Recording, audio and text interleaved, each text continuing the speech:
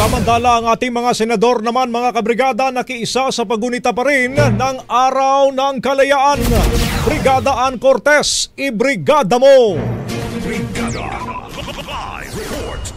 Nakiisa ang lahat ng mga senador sa paggunita ng ika-127 na Araw ng Kalayaan, isang makasaysayang sandali na nagpapaalala sa bawat Pilipino na mga bayaning nanindigan para sa kasarinlan ng bansa. Pero bilang ang temang pinili nga ng National Historical Commission of the Philippines ngayong taon ay kalayaan, kinabukasan, kasaysayan, ay sinabi naman ni Escudero na mahalaga ang pagkakaisa sa gitna nga ng nararanasang kaganapang politika para maisulong isang mas maliwanag na kinabukasan. Hinikayat naman din ni Senator Win Gatchalian ng publiko na gamitin ang araw na ito para pasalamatan ang lahat ng mga bayaning nagsakripisyo para sa bayan. Bagamat ayon kay Senate Majority Leader Francis Tolentino, umaasa rin siya na magiging paalala ito sa bawat Pilipino na magbantay, lumaban at paglingkuran ng bayan.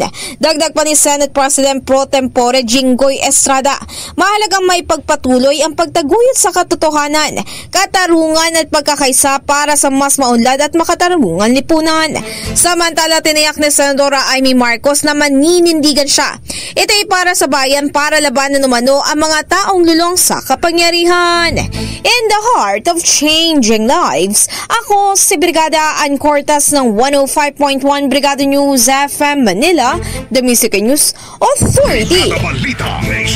Ang bahaging ito ay hatid sa atin ng Mom's Love ES1 Capsule. Simulang tuparin ang pangarap ng iyong anak. And starting now,